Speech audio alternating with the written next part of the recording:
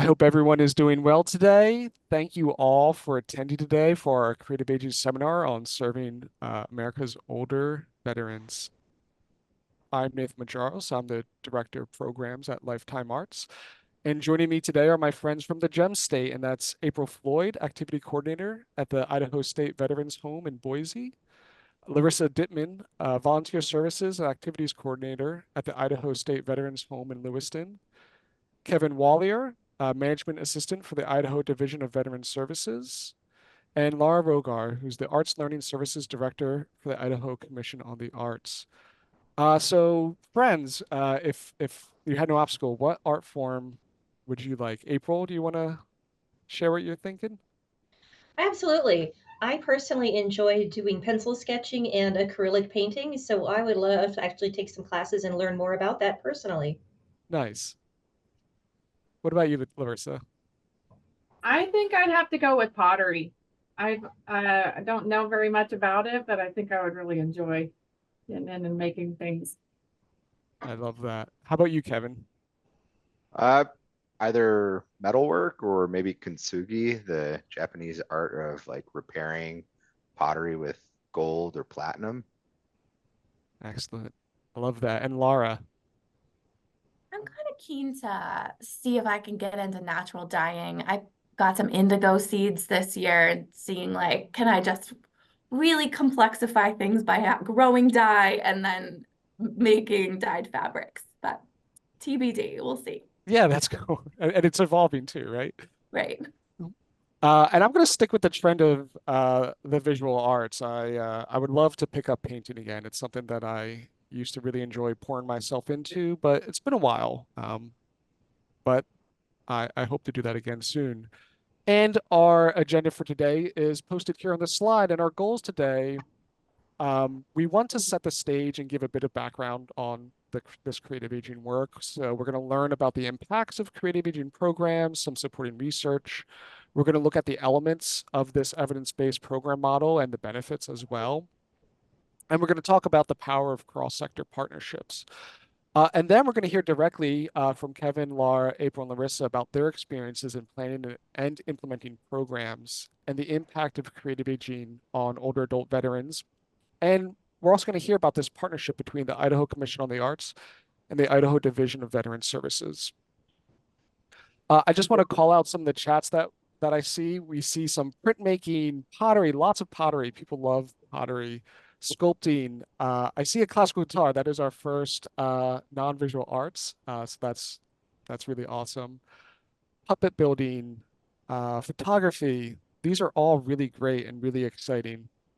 Dance. I see another dance. So that's really great.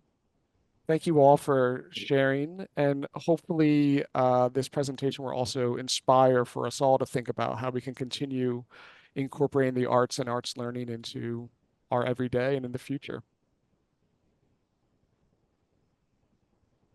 So first, a bit about us. Lifetime Arts was established in 2008 as a national service organization to help develop an infrastructure for creative aging.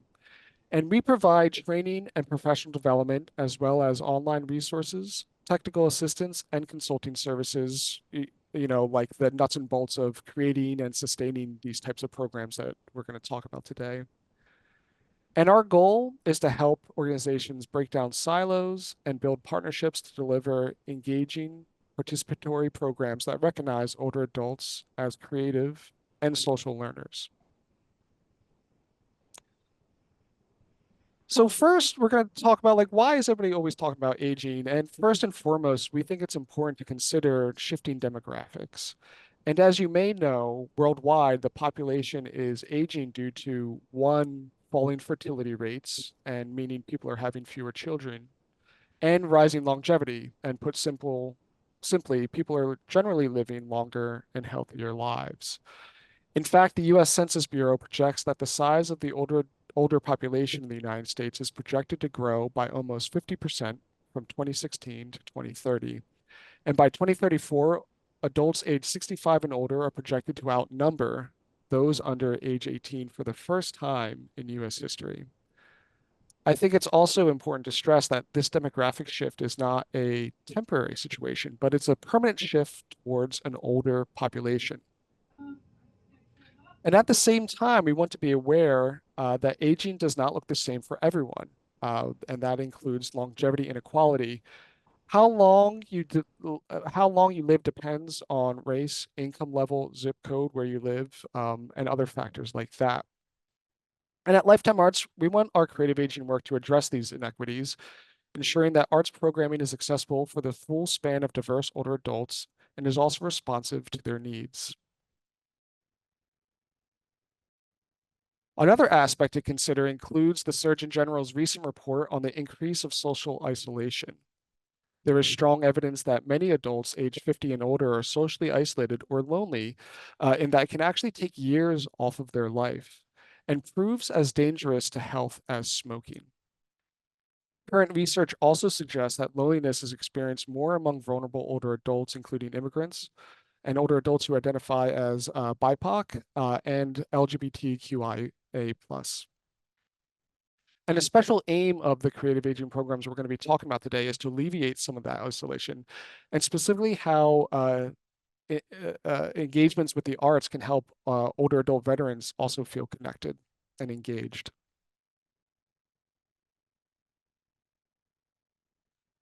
And we need to mention another major impact on our view of aging and our experience of it is ageism.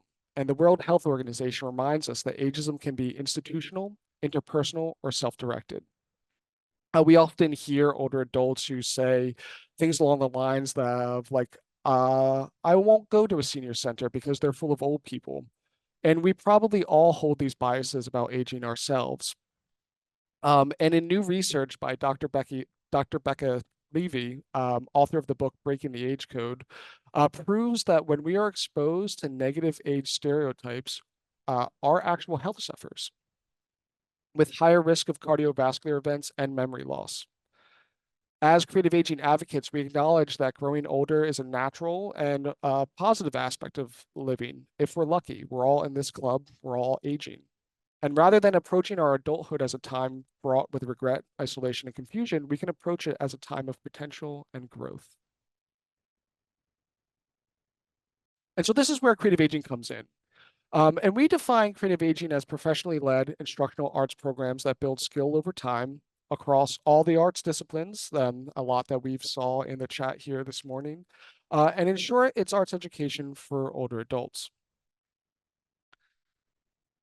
And I think that many of us here all have a sense that the arts are good for us, and there is research to actually back that up. And this particular creative aging framework was in part developed from this creativity and aging study led by Dr. Gene Cohen out of the George Washington University in 2006. The study was done over 3 years in 3 sites. In each site, there was a control group of older adults, ages 65 to 103, and this control group went about their usual activities. And then there was an intervention group who participated in these interventions, these professionally conducted art and cultural programs. Both of the groups were matched in terms of their functioning at the start of the study, but after taking part in these programs, those in the intervention group used less medication, had fewer doctor visits, had less depression, a decrease in falls, had reduced risk factors for disease and disability, and overall became much more engaged and active in their lives. As we always say at Lifetime Arts, while these programs are instructional, they're not specifically arts therapy, but they do have incredible therapeutic benefits. The goals are to learn skills and to build social connections. And so we're going to hear a few really great case studies of creative aging being implemented in veterans homes, but I wanted to share a preview of some of the core elements that are included in this framework. And so their arts classes, and whether that's visual, performing, literary, music, crafts, you name it, it's their art classes. And they're taught by practicing teaching artists. And those teaching artists are skilled and develop a curriculum that is sequential and builds skills over time. The teaching arts also includes opportunities for social engagement in their classes, for the participants to build relationships with each other, but specifically through the art making and learning together. Classes are multi-week. Generally, we say at least 8 sessions, and they generally happen, once a week or something along those lines.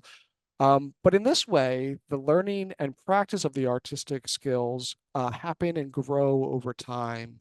So there's an opportunity to learn, to apply the skill, to practice, and then build upon it the next time. These classes are generally about 90 minutes in length.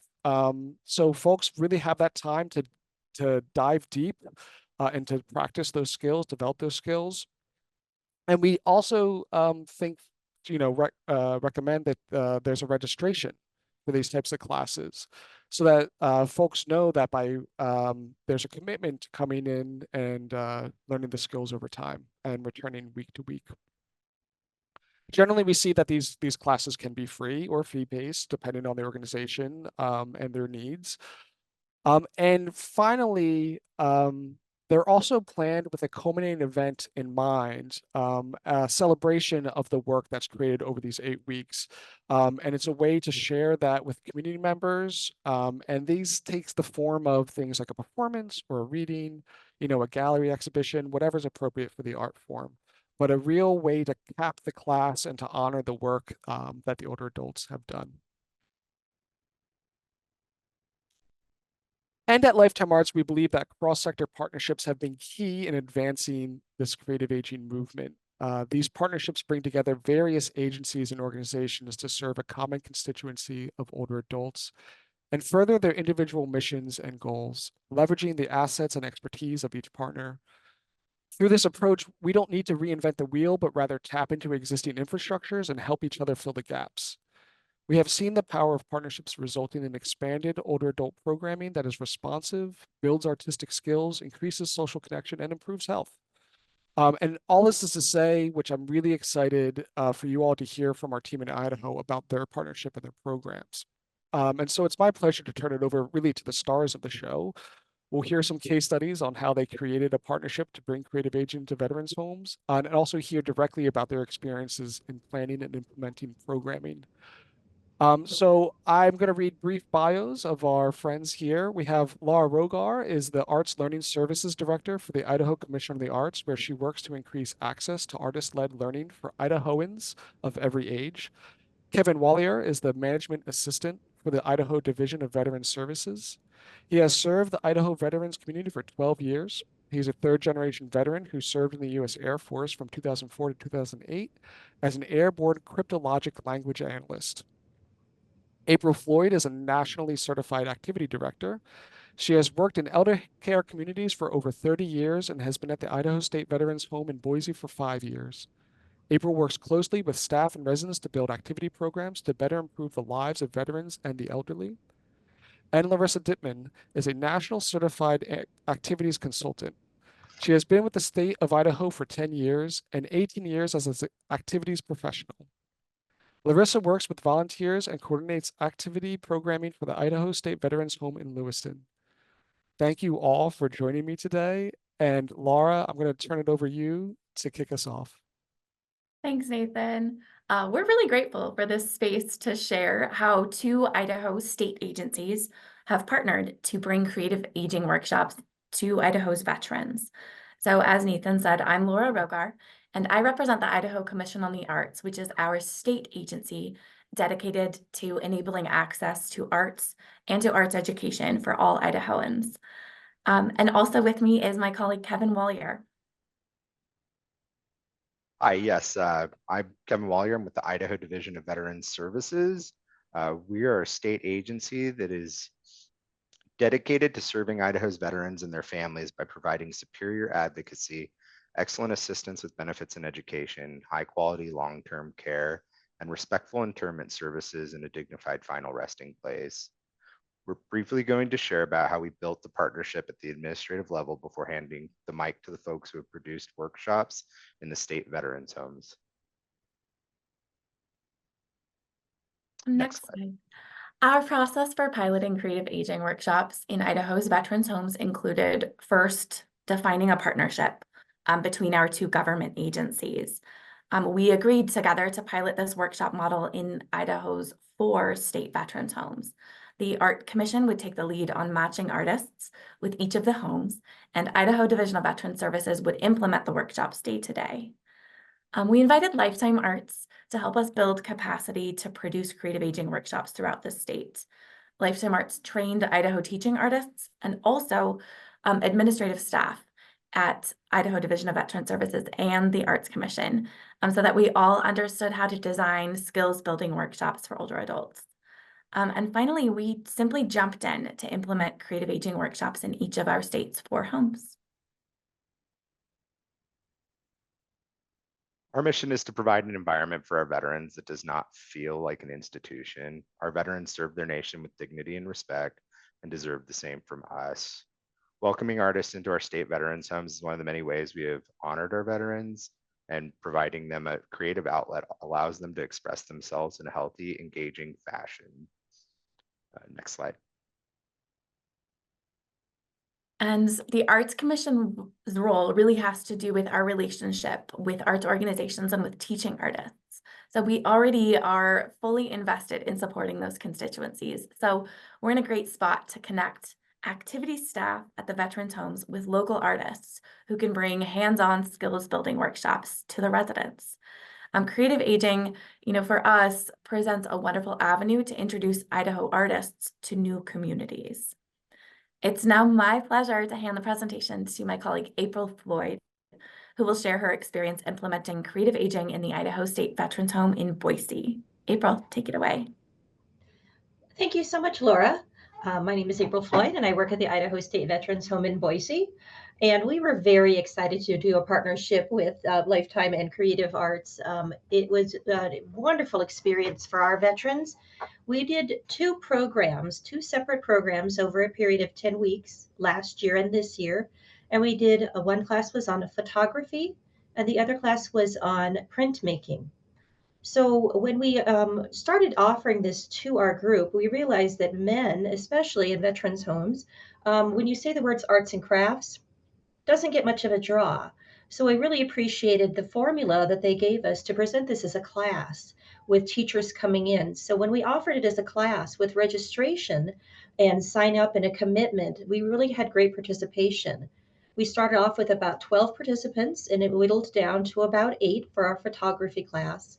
And it worked very well. The second time we went around, we didn't offer it so specifically to residents, but we offered it again as a class, and we had great signups. So when we started, we encountered some challenges along the way. We're a little bit different here in nursing homes, long-term care settings, and that our population is a little bit different when it comes to education.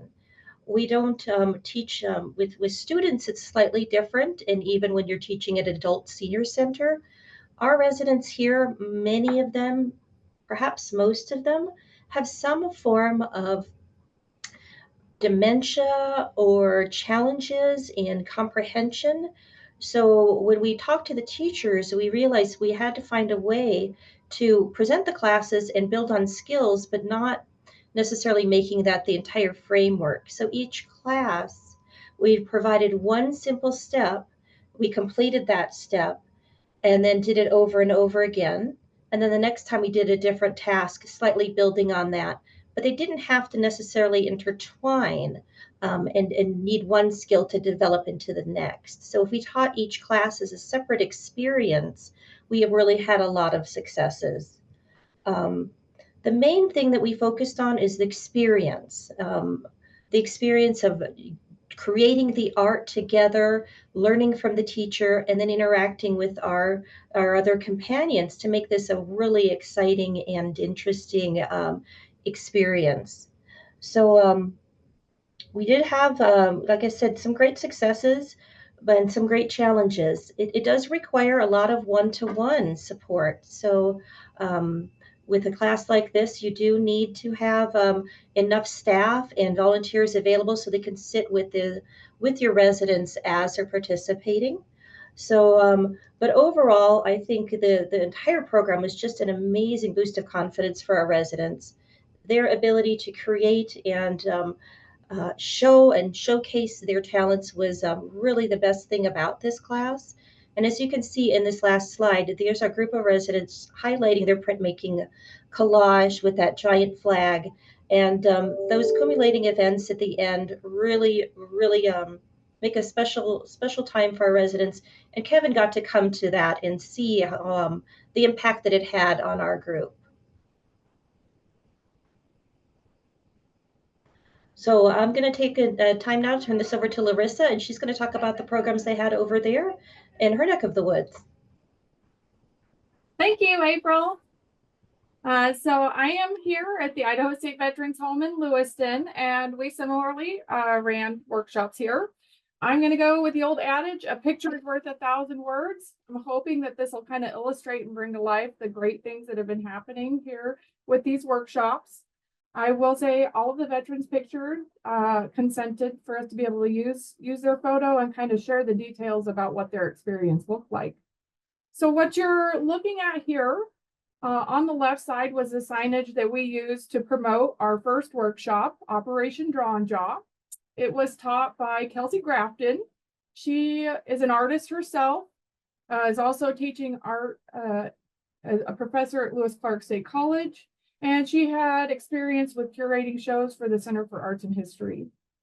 I would describe Kelsey's teaching style as more traditional, and that she started with some verbal instruction, and then it led into a lesson plan where they're going to have hands-on time. Next slide. There's a few things that we learned from the first workshop. First was allowing for the creative process. In the upper left corner is Mr. D. We learned early on when he came that he was going to do his own thing. It really didn't matter what the lesson was about. He kind of had his own ideas about what he wanted to do when he was in the workshop sessions. And so I noticed that outside of the class, he probably had the highest participation, and that he continued in between each session with creating more sketches, and he would bring those to the next session, and he was looking for feedback from Kelsey. He wanted to know, what did she think of his work? How could he improve? And so that was really cool to see. We also learned about combining different levels of mastery. So in the upper right corner is Mrs. H. She has her master's degree in art, had been a lifelong artist, but just hadn't done it in some time, had kind of gotten away from it. So it was our goal to kind of reignite that passion and get her back to doing something that we knew she really enjoyed. And so you want it to be challenging for her, but not discouraging or overwhelming to those that maybe it's their first time or they have never done this before. We also learned that we needed to be flexible. Some of the immediate feedback we got off of the first sessions was less talking and more hands-on time. They really didn't want to listen to the instructions. They wanted to get going and get moving on what was planned. And the gentleman pictured in the lower right corner in the front, he gave us some great feedback in that he shared, you know, I've always wanted to do charcoal. That's what he told us. I don't know why I never have. I've never done it. I don't really think I know what I'm doing with that. And so Kelsey and I got together after that session, and she had shared, she had originally steered away from it because it can be pretty messy. And I think she was worried about what that might look like at our home. But we decided that we could cover the tables and use some of our gowns and gloves that we had on hand to make this happen. And I will say it's probably one of the more fun ways that we've found to use our personal protective equipment. It was a big success. The other thing that we learned about was preparing for adaptive needs. And that can be kind of hard. You don't always know what you're going to need going into the workshop. So again, in that picture in the lower right corner, I feel like it shows a lot about what we have going. The gentleman in the back has his clipboard. It's down in his lap. For him, positionally, that was a great place to work versus the one seated in the front where he's working more out front on the easel with a clipboard. And we had a number of other things ready to go. Our tables, they can adjust in height so you can find that sweet spot. Built up grips for the art utensils so they're easier to grasp. We have standing magnifiers, which is nice. If you're using that, you can use both hands to work under that magnifier and see what you're doing. And same thing with lamps and different styles of lap boards. All of those kind of options allows for us to find what's comfortable for them when they're working through the workshop. Next slide. So we had additional sessions with Kelsey, and all of those were leading up to that culminating event, which is Gallery Day. I love the photo on the left. I feel like it really shows Kelsey hitting her stride with teaching. She's moving about the room. She's demonstrating what that day was all about, trees. And we had a mini PA system kind of hooked up, so that helped with voice projection, which anybody who's worn masks, you know, that can be really tough. And then also on the big screen in the back of the room, we still have reference material up there. So the big thing about traveling around the room is if they have questions, she can kind of bounce around and answer those and keep them engaged. We did learn that with more hands-on time, we need more hands on deck. And so kind of echoing what April had shared there, if you had volunteers or people that could help facilitate the workshops, they don't have to be experts in the field. They just kind of keep the ball rolling. If there's a question, to keep them going. And so that was helpful. We had a lot of help with that. And I feel like if that wasn't there, you'd have the opportunity that their participation could stall. On the right side is a picture of our gallery day, just kind of a part of it. And we did an artist bio. It described some information about them, where they were from, what they enjoyed most, the mediums they like to work with, and then all of the work that either they had done outside of the sessions or in the workshop, whatever they wanted to showcase, we put on display. And I feel like this is so important. The culminating event is so important for a positive outcome. Because what I noticed is when we were working in the workshop, we tend to be our own worst critic. So they're not happy with how something is turning out, and I could have done better with this. But when you get to that gallery day and it's all out there and their peers can see what they've been working on, it's very tangible to see that progression of skill. And so I really feel like it elevated that sense of accomplishment and made it, it's just a very sweet note to end on. Next slide. So our current workshop is Operation Leathercraft. We surveyed our veterans and found out that we had quite a few that had experience with working with leather, but hadn't done it in some time. And then some that were interested, but just really didn't know where to start. We were worried a little bit about the cost. Leather working can be expensive. We were able to get some additional donations that kind of beefed up our supplies here at the home. Things like our granite slabs, stamping tools, rawhide mallets. We had some on hand, but we needed more. And Laura did a great job of recruiting our teaching artists, Clay and Shelley Ensley. They also own CNS Saddlery. They came to us with a world of experience. They had led 4-H groups. They had worked with kids groups and kind of the beginning leather working steps. And they had ideas about making bookmarks or keychains or pouches. We had our culminating event for this workshop yesterday, and it really went, it was fabulous. It was wonderful. Next slide. So these photos are day one, hands-on early on. We took what we learned from the first workshop and shared that with Clay and Shelley, that they really just want to get in and get going.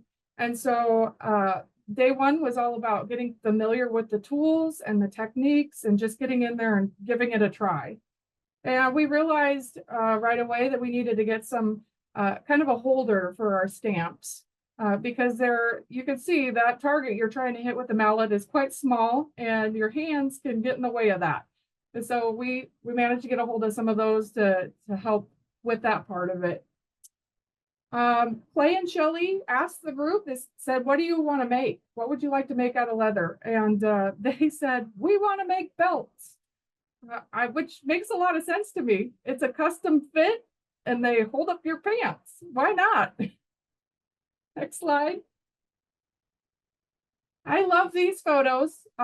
This is Mr. H. And I think that it really shows the progression of skills. So on the left, he's starting with the stenciling process on his belt. In the middle, we're into that stamping.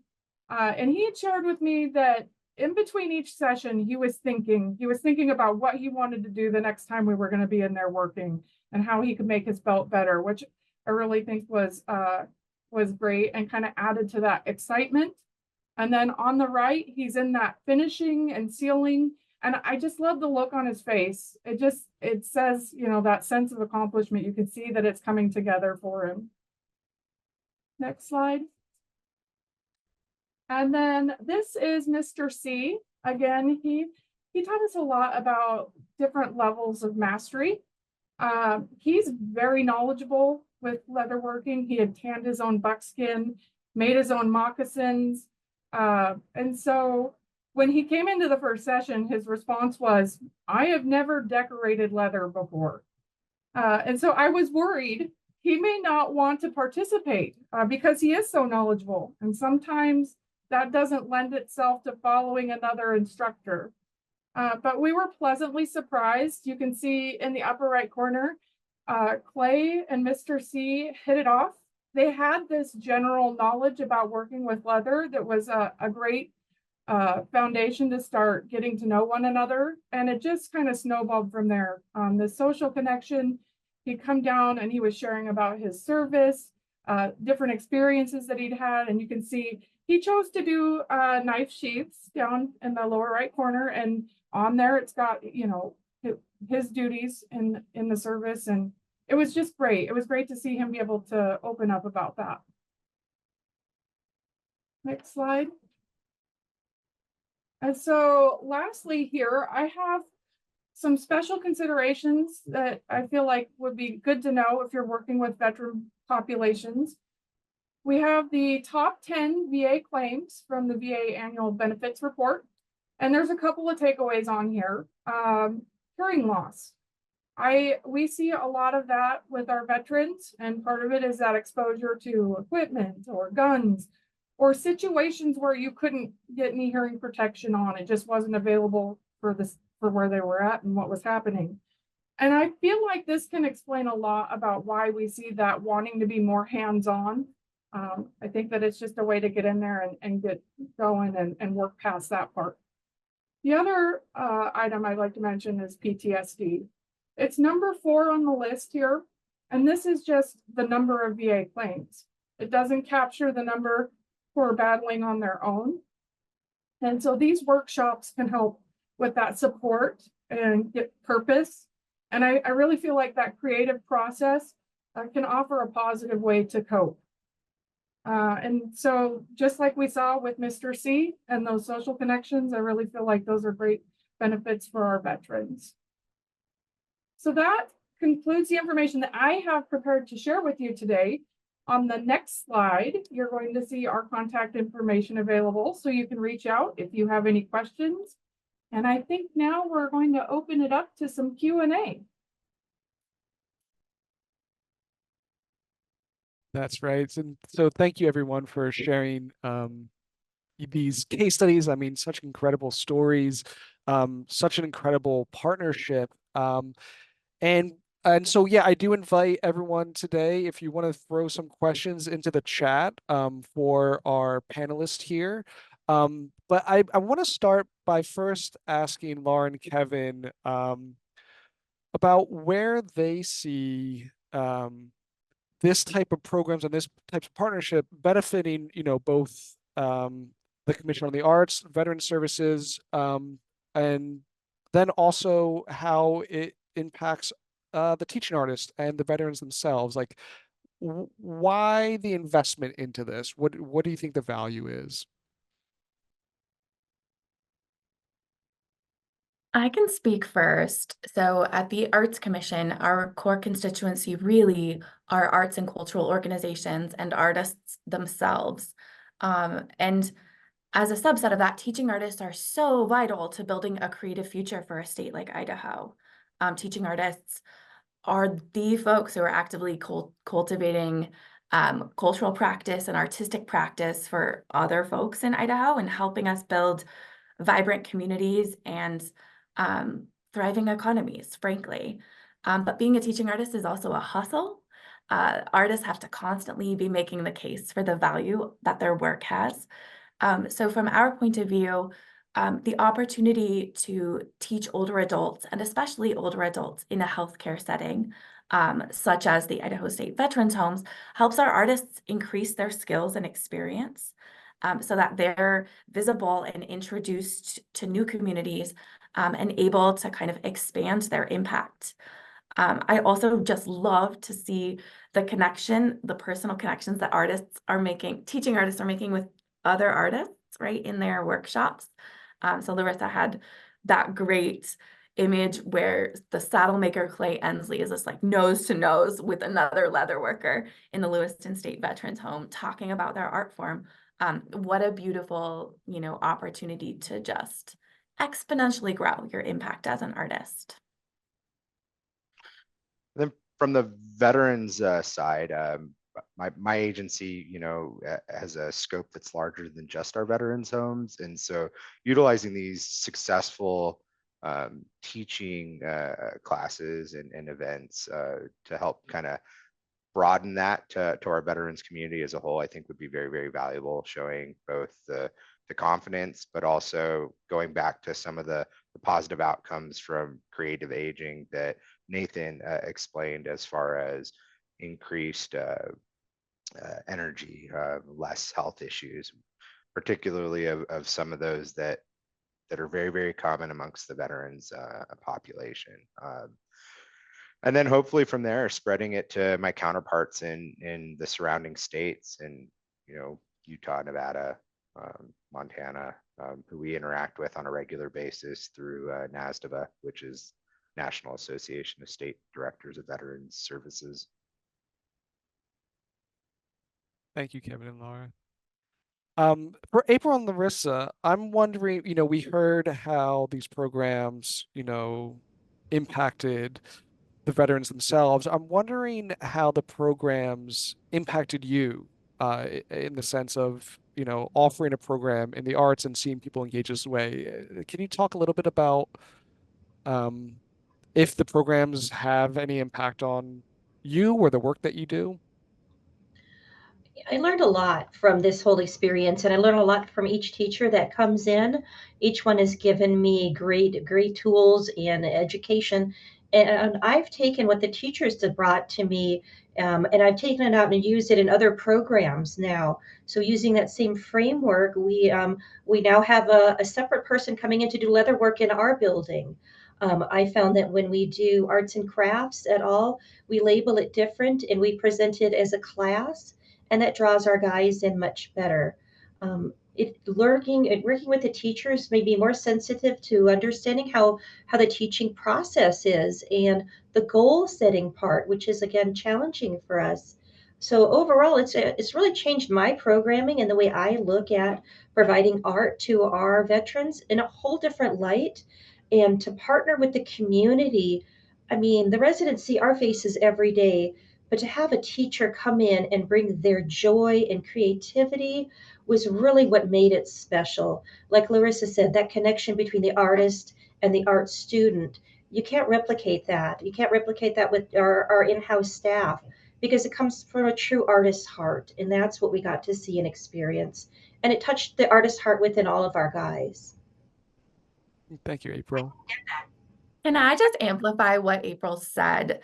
Because this is a really important impact of this work, which is the two-way professional development that happens when an artist enters a community space. So April is so generous in saying, you've learned a lot from the artists who come to teach, but they have also learned quite a lot about how to serve your veteran residents. And so they'll carry that learning with them to their next gig, just kind of expanding the great impact of the work. I agree, Laura. That was kind of where I was going too, in that the teaching artists come with a wealth of knowledge. And I feel like it's changed a little bit in that we're not trying to design all of the things that we're going to be doing. That's what they do, but we're trying to help communicate with them what our population needs, what works best with our veterans, and What are they telling us? Providing that feedback.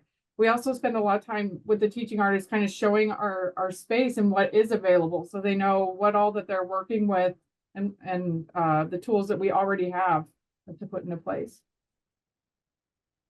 Thank you, Larissa.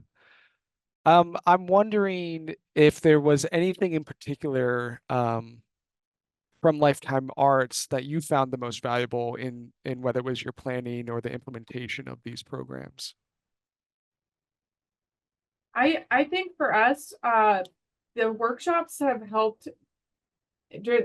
We've done them during the winter months, and that tends to be where we're needing, we have less time outdoors. It's just not great to be out there. But this is something new and exciting, and I really feel like it's done a lot. I didn't expect to see the positive effects like we have from that. I just didn't really think about that being a benefit, but it's been a huge thing with like seasonal depression and whatnot. The other thing I could add is the families. Families being able to see their loved ones create and produce something despite their challenges. The family members are so appreciative that we're keeping their loved ones engaged and learning and, like I said, making things. It's been a wonderful support from family members too. That's great, April. Thank you. And I think that there's a lot of really great things that pulls this all together. Of, April, you talking about folks not being interested because it's craft, but if it's skills, learning a new skill, right? And then how, there's a way to engage folks through the arts through, skill building and not just, this. But I think also this idea of the connectedness of being able to express yourself in being able to engage with, your peers and your colleagues, but also your family. Like, as you're saying, like this is a way for people to continue to be creative and to be expressive, and for families as well to see that. So I think that's a lovely thing that you touched on. Can I say one thing too, Nathan? You were Please. asking about what resources came from Lifetime Arts that helped ignite this work. And from the administration, and it was super helpful to have your like workshop development toolkits that Lifetime Arts can just provide. And we just grabbed up those resources and used them. One of the instruments in that toolkit is a survey asking folks, what artistic discipline do you want to learn? And it's a simple idea, right? But Larissa and April, correct me if I'm wrong, but I think that was the first time you had gone to residents and said, like, here's a list of artistic stuff. What are you interested in? And I think some of those answers were surprising. Last year in the Boise home, we programmed iPad photography class. And I think, April, you and I had a conversation like, they're going to do photography? Like, this is the first time hearing about this interest. So what a cool resource from Lifetime Arts to kind of facilitate that connection or conversation about what would you want to learn if you could learn anything. Thank you. That's great. And I also see that there are some questions in chat that are also people are asking, like, what's the first step? What are, like, how do we begin to do this? And I think that is really great that you pointed out to that, because I do think that's a first step. But I'll answer those chats specifically because we could dig in a little bit there. But yeah, thank you for pointing that out. A couple more questions I want to ask to everyone now. I'm wondering, and this might look different for, each of you, but what advice would you give to folks towards their first step on launching a program, and whether that is, your first step towards forming a partnership, or really that first step to, like, how do we have to do a program? Where do I go from there?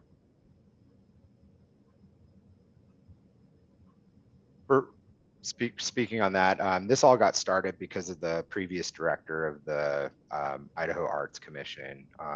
He heard about a grant opportunity, and because of the peculiarity of Idaho state law, the Idaho Arts Commission wasn't actually able to apply for grants, and so they had to find a partnering agency that would be able to do that. And just he was familiar with one of our senior executives in the agency and reached out to see if we would be interested, and it just kind of grew from there. where we applied for it. And then when we got it, having those workshops, it kind of started to show us where the value is in this arts education and how it could improve the lives of our residents in our homes. And then seeing the success from there, how it could, improve the lives of our veterans community as a whole in dealing with some of the issues we have amongst us, particularly suicide being one of the biggest ones. This ability to kind of express emotions that they otherwise are not comfortable expressing through an art medium helps them deal with a lot of that. And we're hoping that, we can kind of combine this with the governor's challenge that is, a 50-state challenge about reducing suicide in the veterans population. Thanks, Devin. Anyone else on advice for getting the ball rolling, first steps? From my point of view, it seems that recreational therapists and activity staff have a little more power than they maybe know or think to expand their approach to their programming. So anybody can survey the older adults they serve and ask, are you wanting to learn an art form? If so, which one? And anybody can then, go around in their community and see, is there somebody who would be right to come in and work with our older adults? But I will also say, if you're in a position to, if you command some resources, like at the state level, it's really a good idea to go right to the top. And, if there is a division of veteran services in your state, say, hey, would you want to do this in every single veterans home in the state? And here's the case for doing so. Because we've been able to kind of quickly get a lot of artists in front of a lot of veterans. Using that sort of like administrative level first approach.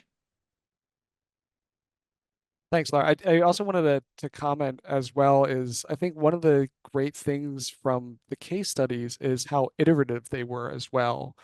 There was a lot of like piloting and doing it, and then the lessons learned from the first lesson that you then put into the second one. And I think that's such a great thing for me to always think about. I was like, well, it doesn't have to be perfect the first time, but like, how can we do it to learn and see like, oh, that worked well, that didn't work well.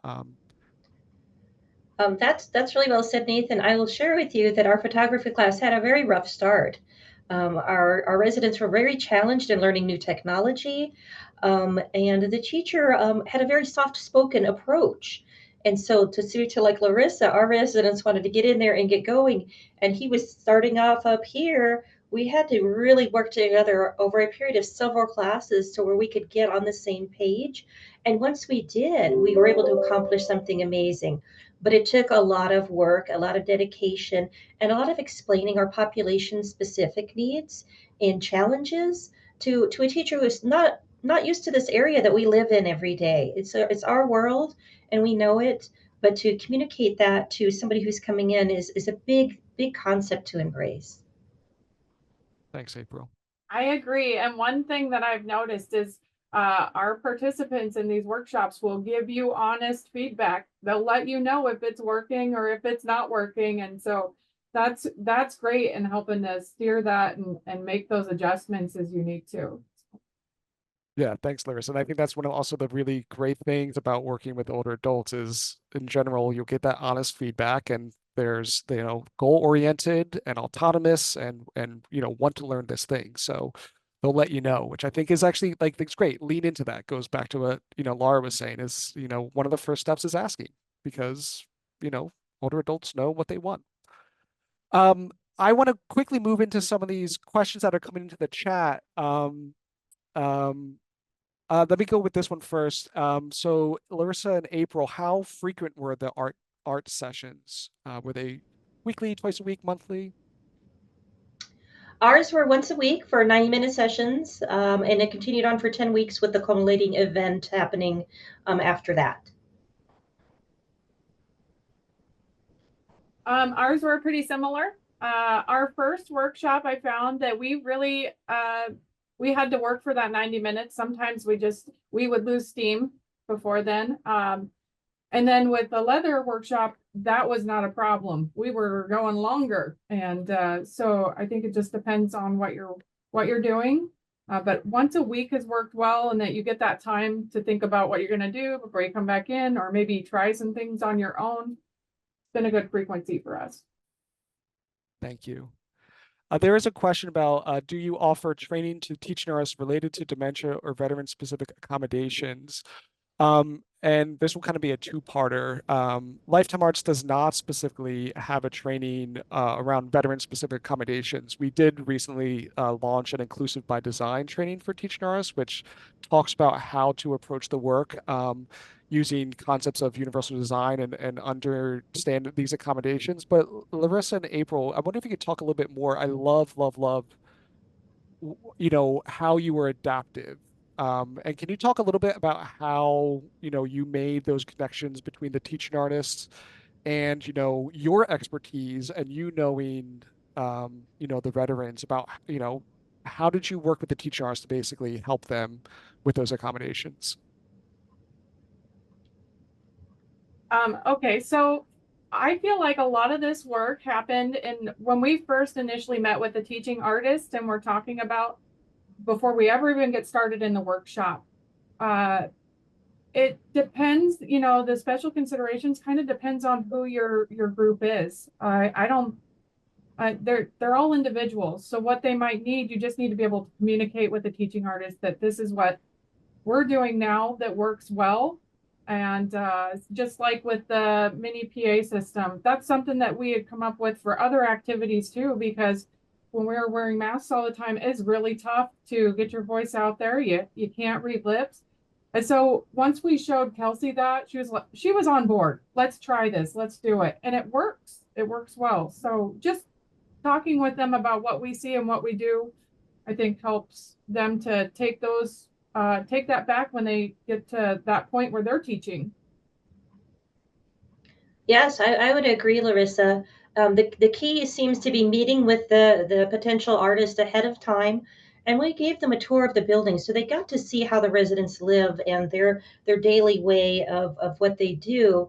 And then we brought the artist into the area and showed them what we have, lighting wise, sink water wise, things like that.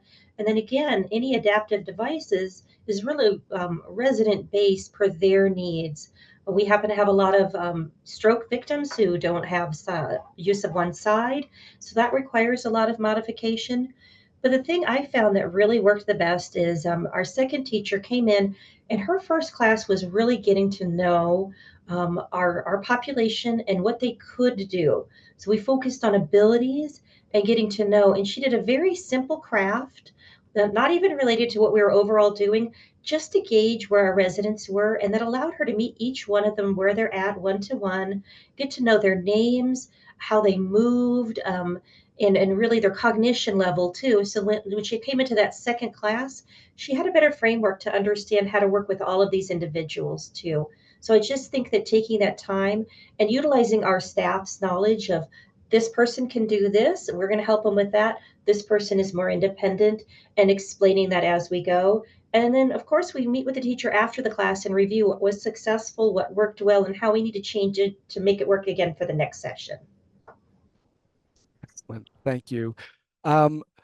There's one last question I wanted to just mention. Not being familiar with the term teaching artist and is this different from an art teacher? And Laura actually posted a definition from Eric Booth of what a teaching artist is, but it's basically all the same. An art educated, an art teacher, an artist with the skills to teach. We just default to this term teaching artist, but it is a bit more like of a inclusive term of all of these different things. I want to share a couple more slides. I want to wrap us up. We're getting to the near end of the presentation. I want to thank our panelists here today. This next slide also addresses one of the questions about learning more about Lifetime Arts and toolkits that we offer. And so I want to just shout out that you can also continue your learning we have a course, an online course called Creative Aging Foundations on Demand. It's a completely free and self-paced course designed for individuals and institutions from any level of experience in the arts education field, wherever you're at. And if you're looking to run, sustain programming, first steps, you can hop on here. You can either go through it sequentially or jump around to the section that you need at a moment. It has in videos, reflection exercises, case studies, and interviews. So if you want to learn more, you can go to bhfriendly.org. This is being recorded, and we can share that with folks as well. And as we all know, one of the most important components of any program is evaluation. So if you could please take a moment to fill out an evaluation. I'm going to share it in the chat as well if you'd like to do it on your phone. There's a QR code for you all. But again, I just want to say thank you to our panelists. Thank you all for attending. It was really wonderful to be here with you all today. There are the emails of our panelists if you want to get in touch with them, and I encourage you all to reach out with any questions. Thank you one more time. Have a great rest of your day and take care.